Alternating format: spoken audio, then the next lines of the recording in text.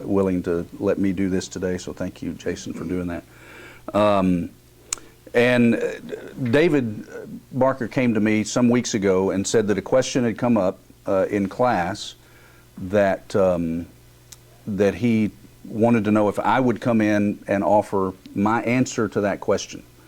And so I said, yeah, I'd be glad to do that, and so we'll explain a little more as we kind of go through this. So the question that we're talking about has to do with something that has come to be called the Pauline privilege. Now, Pauline is not, it's an adjective, okay, that which pertains to Paul.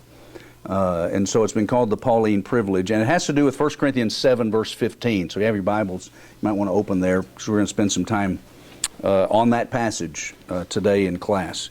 And basically the question is, in that passage, and we'll look at it in a moment, in 1 Corinthians 7:15, does Paul affirm there that a believing spouse, a Christian spouse, is free to divorce their unbelieving spouse, and is that person free to remarry if that believing spouse is deserted by his or her non-believing spouse, unbeliever? Does that make sense? That's the question. Now, the question certainly presents some difficulties, no doubt about that, at least as far as I'm concerned. And those difficulties have naturally led to people reaching different conclusions about that. And some of these disagreements in the church over the years have been, acrimonious, shall we say. That is certainly not my intention today. My goal is to simply explain the conclusion that I've reached on this question and why I've reached that conclusion. And so in no way do I want or intend to cast any kind of negative reflection on the character of any person that has reached a different conclusion on this than what I have. Now, that doesn't mean that a person's conclusion is irrelevant. I think it's far from it. I think it's an important question. But it does mean that we need to wrestle with this question as objectively as we possibly can, and I think that we'll all do that. I am personally of the opinion that the more complex the issue is that we discuss from Scripture, the more grace and patience we need to express to each other as we discuss it and deal with it. And so that's my goal today, and I hope that our time together is helpful. And I appreciate the fact that this kind of question came up to begin with. It shows you're wrestling with the text, and that's great. We need to do that, especially on these kinds of issues. So, all that said, by way of introduction, let's consider the question. Now, first of all, let's grab some context. In 1 Corinthians 7, Paul begins there to answer questions that the Corinthian church had sent to him in a letter that we don't have. As he addresses each of those subjects, he uses this same phrase, now concerning. You'll see that in chapter 7, verse 1. Now concerning the matters about which you wrote. And then he starts to offer his answers. And you'll see that same phrase, now concerning this, throughout the rest of the book. You'll see it in chapter 8, verse 1, when he says, now concerning food sacrificed to idols, he says this. Chapter 12, verse 1, now concerning spiritual gifts, he offers this. So they had evidently asked him this series of questions about these things, and he's going through the rest of this letter answering those questions. And the first of those has to do with matters pertaining to marriage and divorce. And they had evidently asked him several questions based upon the things that he covers in chapter 7. So, for example, it seems that they asked him questions about intimacy in marriage, because that's the first thing he talks about in verses 1 through 7. About the importance of that in the marriage relationship and such. In verses 8 and 9, they evidently ask him questions about those that are unmarried, those never been married, and those who are widows. Should they marry or should they not? He answers that in verses 8 and 9. Verses 10 and 11, They evidently wanted to know, well, should married people divorce? He gives a quick answer to that. And then verses 12 through 16, where our particular question comes in, it seems that they asked him questions about, well, what about the marriage relationship when you have one who's a believer and one who's not? How do we deal with that? What are we supposed to do? And you can understand how these types of scenarios would come up, because this is in the infancy of Christianity. And so, at the beginning, none of them were believers, right, or Christians, right? But then one of the spouses hears the gospel and embraces it and obeys it, but the other one doesn't. Now you've got a marriage where one's a Christian and one's not, and they go, their question is, should that change anything about our relationship and marriage? What do we do about that? All right, so those were the kinds of questions that were coming up in the lives of these new Christians. They wrote Paul a letter laying out all these questions. Paul's now responding to them in this part of his letter. All right? Pretty good? Now, in verses 12 through 16, there are some points in that are pretty much uncontested among Bible students. There are some parts of it that are simpler than others, I'll say. Like, look at verse 12. All right, so he says, "To the rest I say, I, not the Lord, that if any brother has a wife who's an unbeliever, and she consents to live with him, he should not divorce her." All right, to the rest I say. That is, Paul is about to address a specific group that he hasn't yet addressed. Okay, he's addressed some general matters, married people generally, but he hasn't yet specifically addressed this particular arrangement of a Christian married to an unbeliever. And so that's the rest that he's about to address, this special scenario where one's a Christian and one's not. Now, when he says, "To the rest I say, and not the Lord," I don't think that means that what Paul is saying is, all right, what I'm about to tell you has no authority behind it, or what I'm about to tell you is uninspired. I don't think that's it at all. Paul wasn't jumping in and out of divine inspiration. Everything he wrote was inspired of God. And he'll even say in this very book, in this very chapter, later, verse 25 of chapter 7, verse 25, specifically, he says something to the effect of, I'm giving you this instruction, and I believe I have the Spirit of the Lord.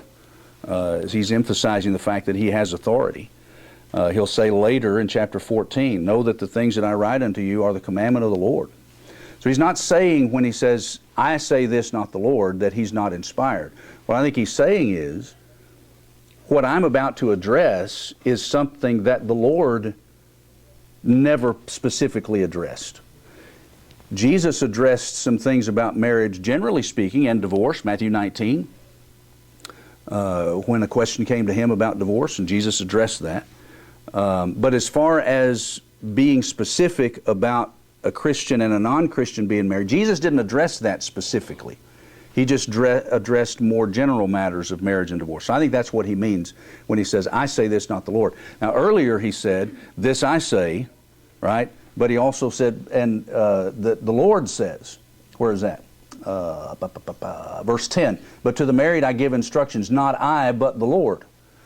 Well, he's about to give instruction that mirrored what Jesus himself had previously said when he was walking the earth, right? So I think that's what he means. Most Bible students, I think, recognize that Paul is simply addressing a specific scenario that Jesus never specifically addressed when he was in the flesh. It still has the authority of an inspired apostle, right? It just was something Jesus didn't address. All right? Everybody with me? Okay. So, let's look at verse 12. "If any brother has a wife who's an unbeliever, and she consents to live with him, he should not divorce her." Next verse, "If any woman has a husband who's an unbeliever, and he consents to live with her, she should not divorce him." All right? Now that's easy enough, right? So this is the uncontested part. Everybody understands what he means by that. He's saying that it is not wrong, it is not sinful for a Christian to be married to a non-Christian. That's not an arrangement that demands any kind of separation. So if you are a believer and you're married to an unbeliever, and that unbeliever is content to dwell with you in peace and harmony, then you know, don't divorce, don't put them away. Allow that to happen. That's a good thing. All right. Now, verse 14, a little more difficult. It's not the contested part for our purposes today, but it is a little more difficult. So you're going to find some differing opinions here. I'll simply give you my conclusion on this, so we can move on to verse 15, because that seems to be where the main question is. I think what he means here is that when a believer and an unbeliever married and they stay together, that creates a sanctifying environment in which an unbelieving spouse and children have the influence of Christianity around them daily. And that might ultimately result in an eventual conversion.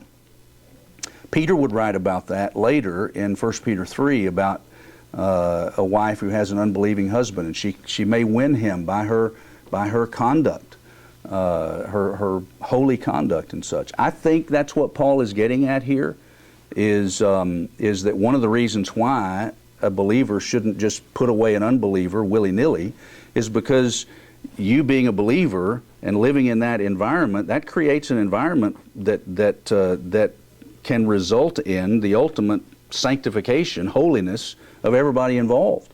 If that example is, leads ultimately to conversion. That's my take on that. But since that's not really the point of the question that we're discussing today, we won't go into that anymore. Study that for yourself.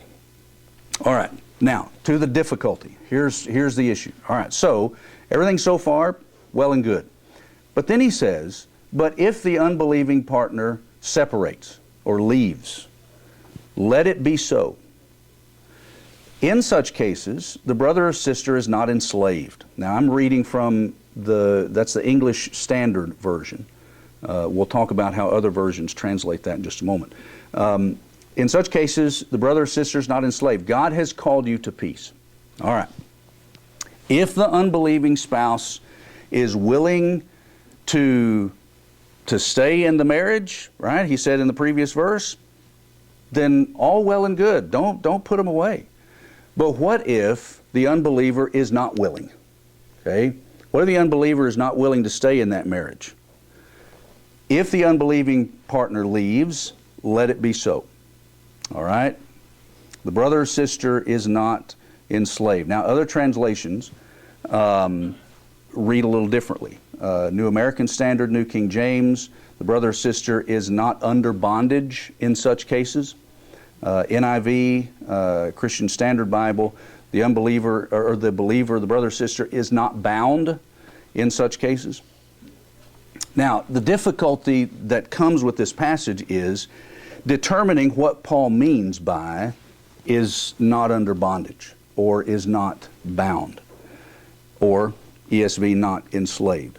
Does Paul mean that the believing spouse is not bound by the marriage and is therefore, because they are not bound by the marriage or not bound to the marriage, that therefore that believing spouse is free then to divorce the unbeliever and remarry with God's approval? Okay? That's the central question. All right? Everybody understand the question? All right. I'm going to give you my conclusion first, and then I'll offer a couple of reasons why I've reached that conclusion. It's my judgment that that is not what Paul is saying. That he's not saying that the deserted, believing spouse is free to remarry, is free to divorce and remarry. All right? And there are two main reasons why I've reached that conclusion.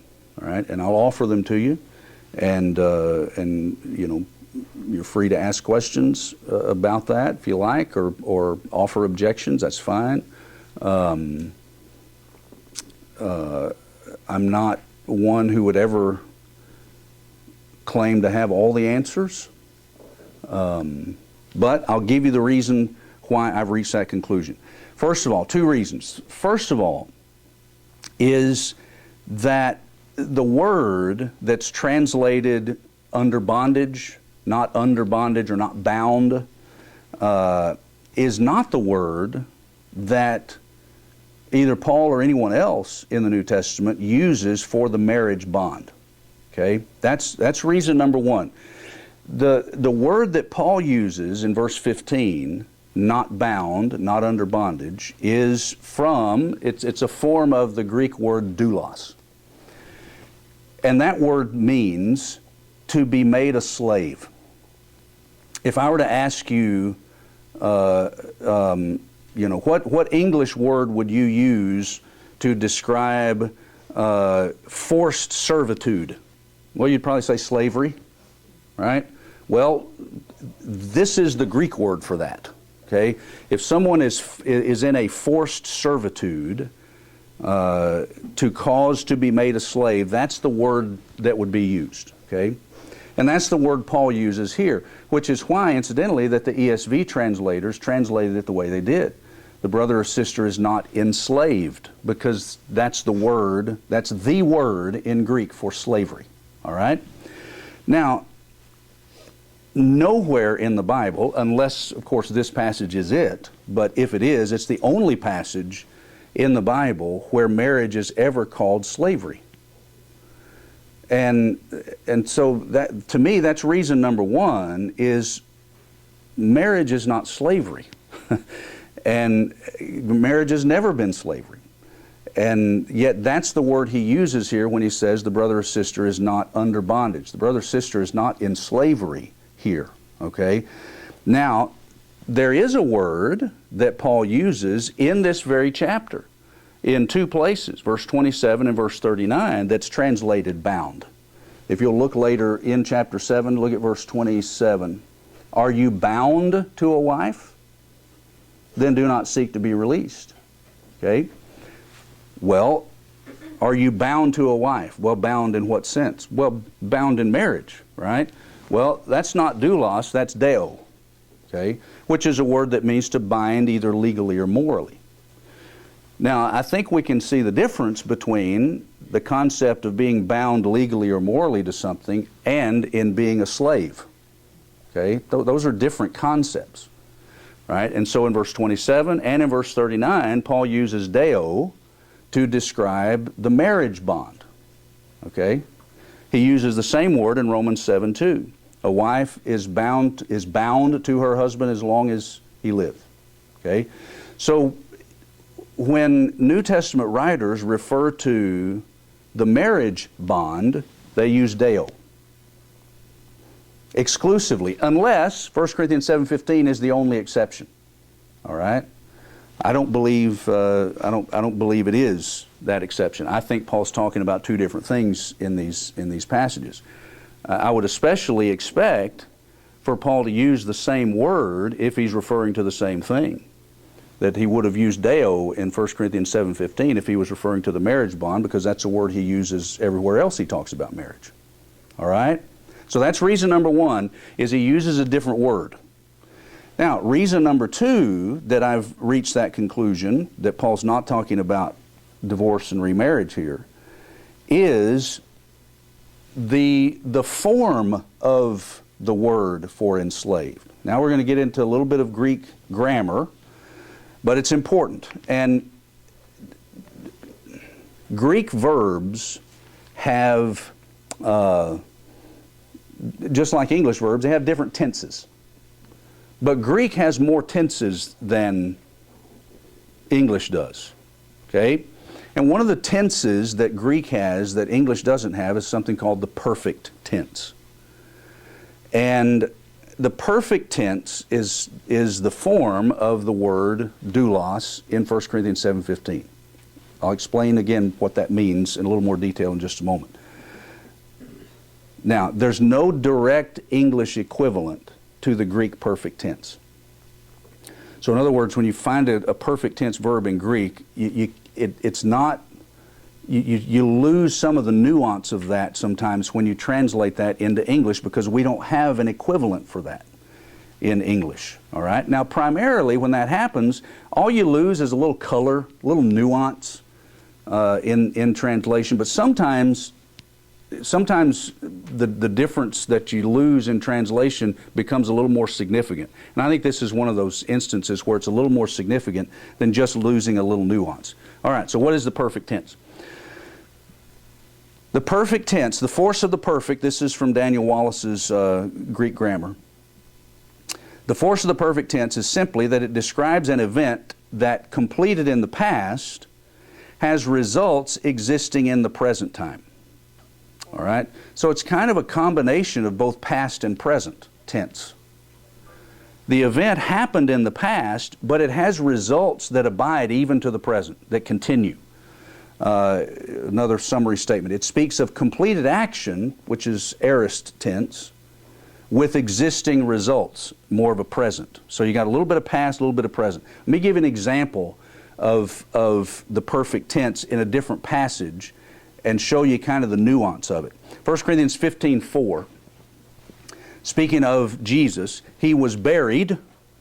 That's aorist tense, simple past, right? He was buried, a single event that happened in the past, right?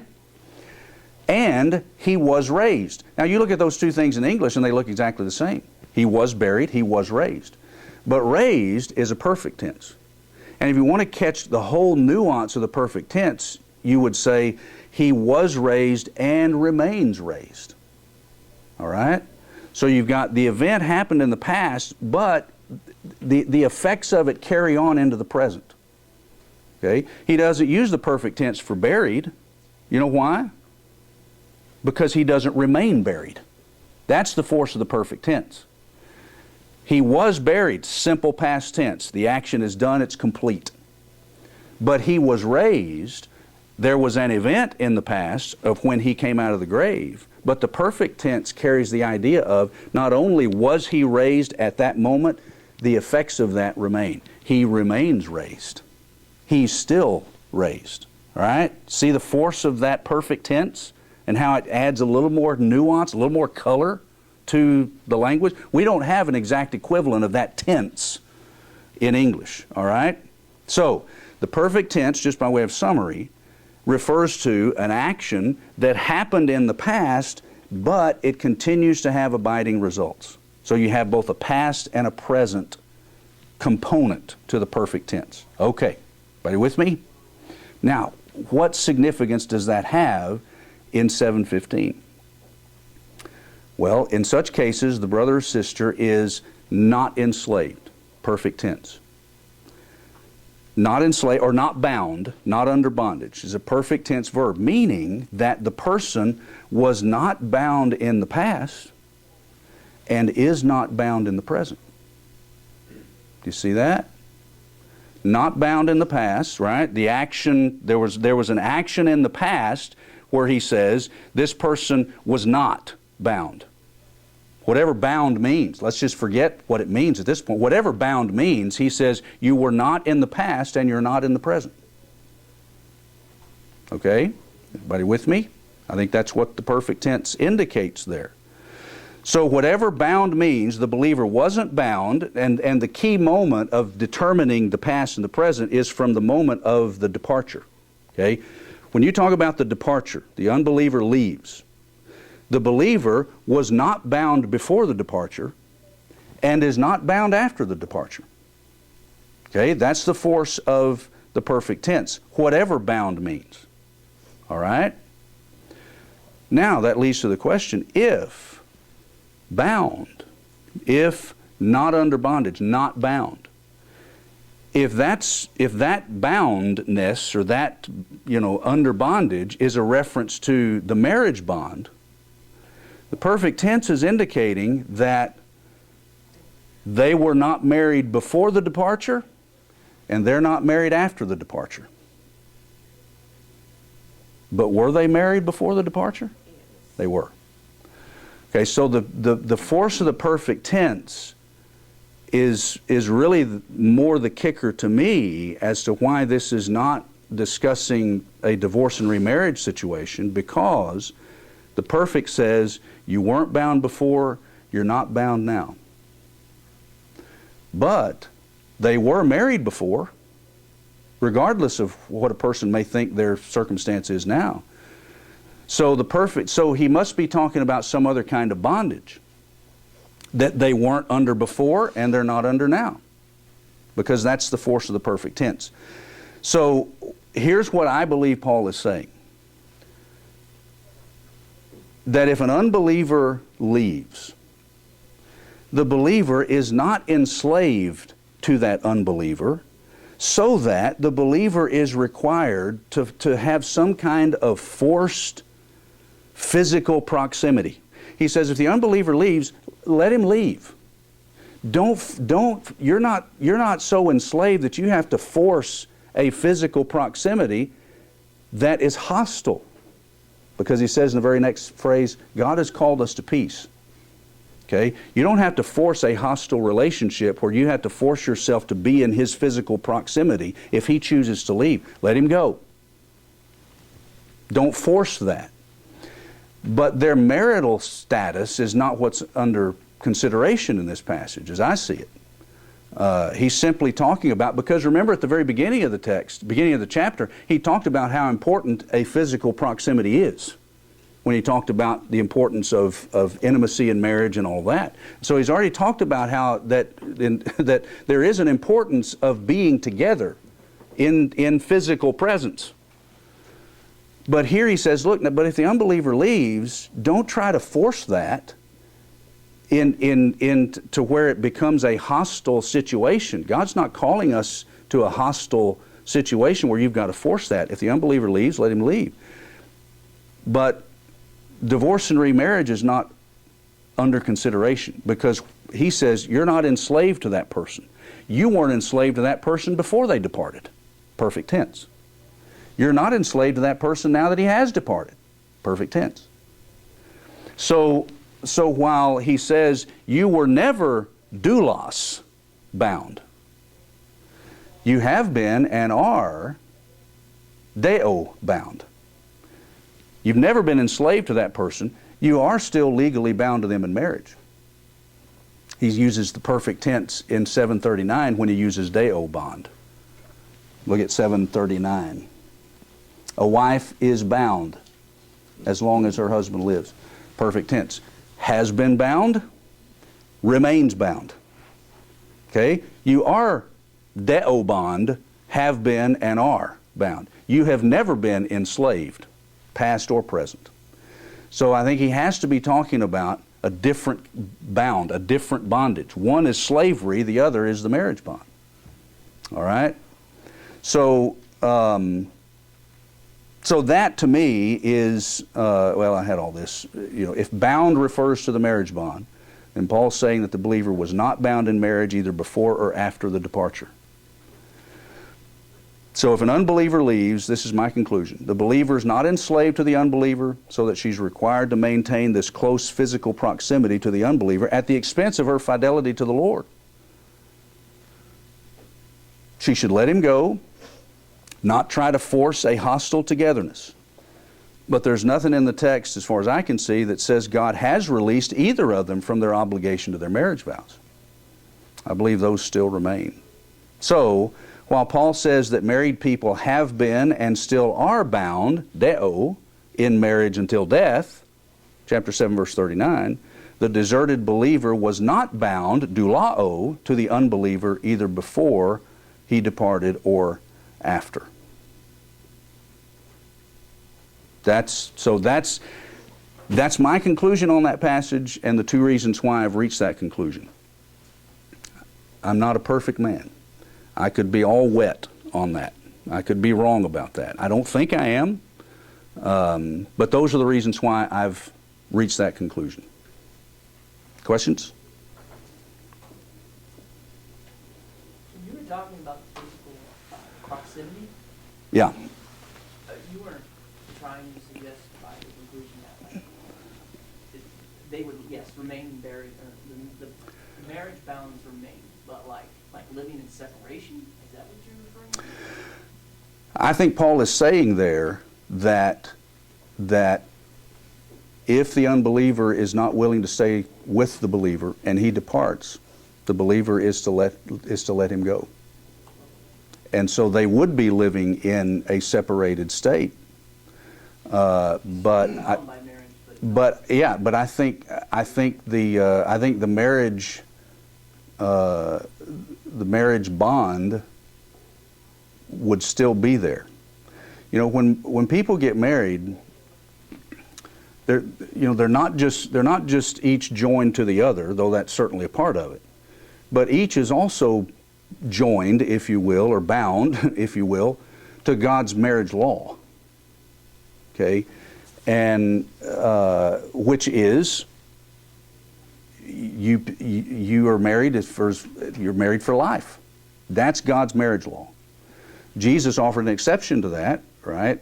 If one spouse commits fornication, is sexually unfaithful, then that spouse may be put away, and another marriage by the innocent party can be contracted with God's approval.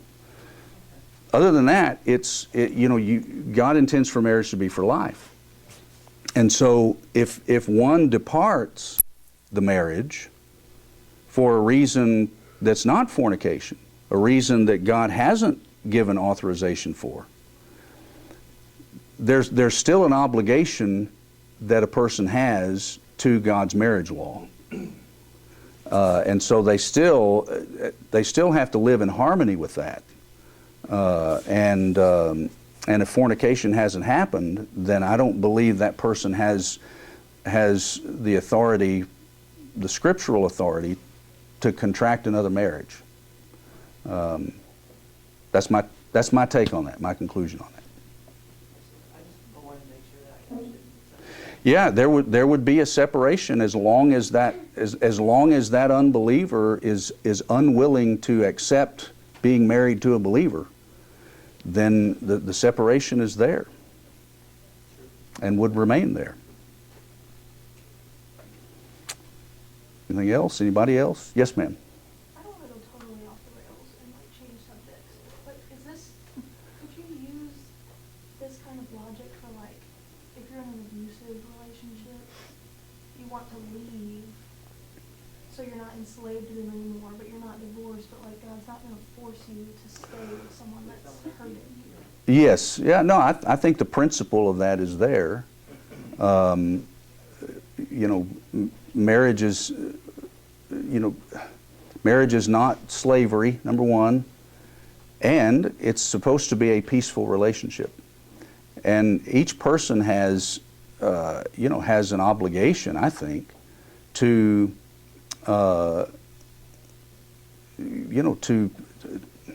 self-defense, right? We have the right. Let me put it that way. We have the right of self-defense. If someone is physically harming us, I can't find a place in Scripture that would say you have to force yourself to just sit there and take it.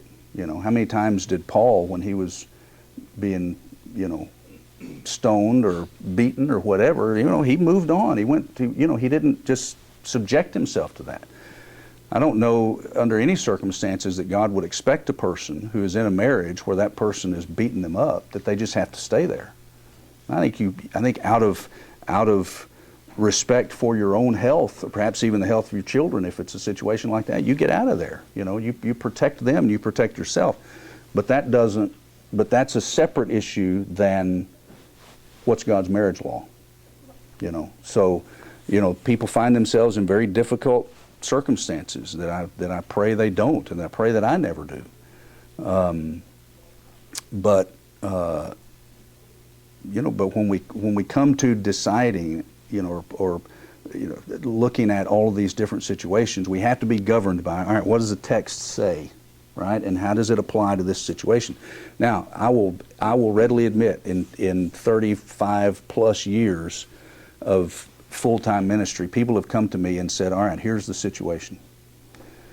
And they start explaining their own marriage situation and history, or the history of somebody they love, and it's like, all right, this happened, and then this divorce happened, and this happened, and this, and they say, now, what do I do about that? With a lot of those situations, it's like trying to unscramble eggs. How do you do that? And there have been times when I have had to say, you know what, I don't know. I don't know the answer to that. I don't know how to unscramble those eggs or how to unring that bell. And so in certain situations, I've been in a position where I've had to say, you know what, you're going to have to work out your own salvation with fear and trembling on this.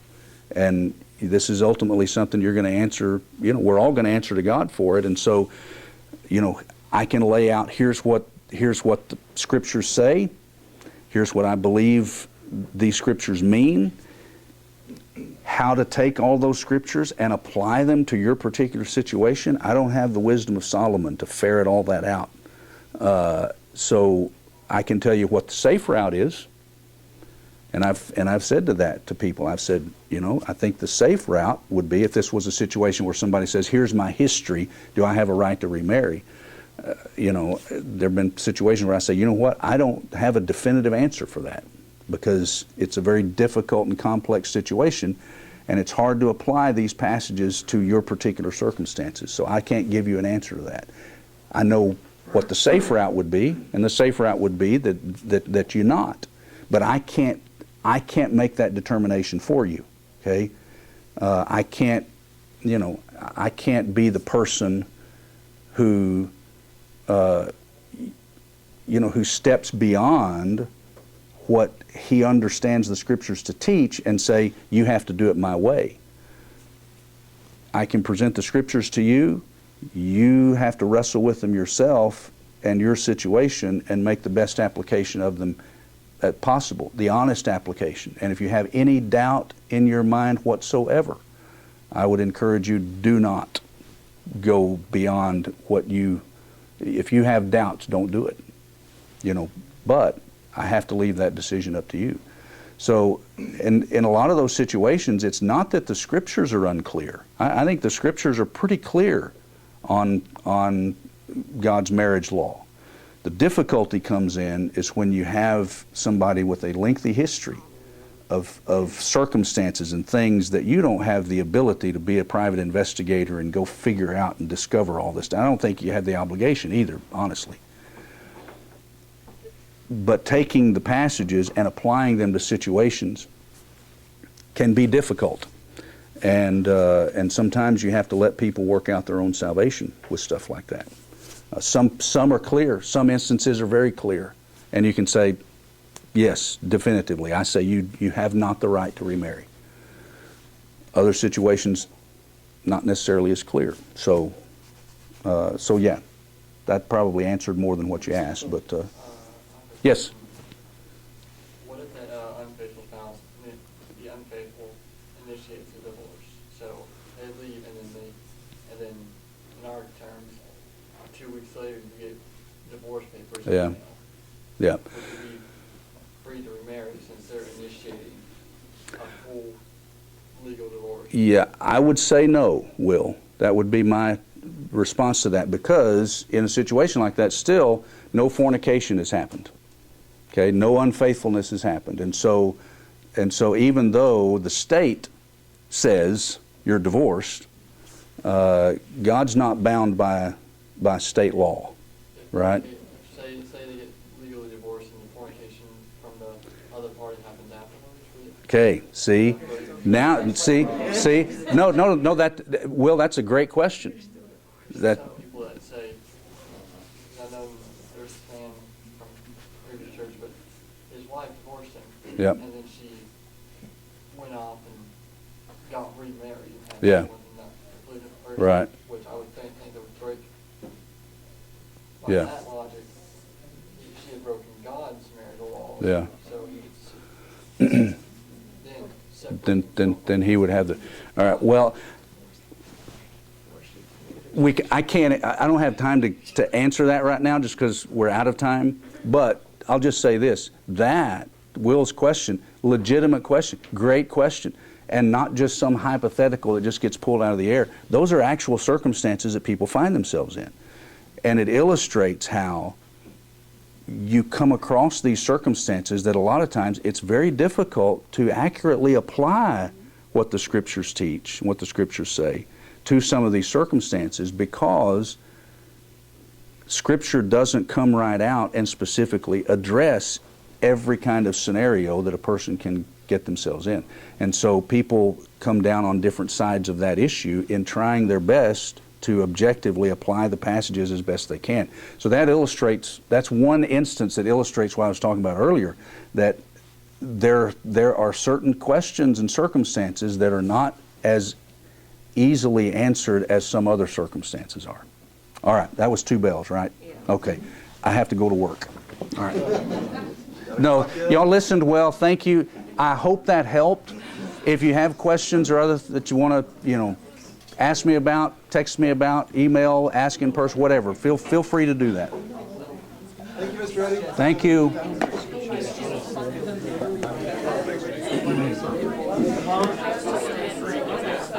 Dude, so on Friday,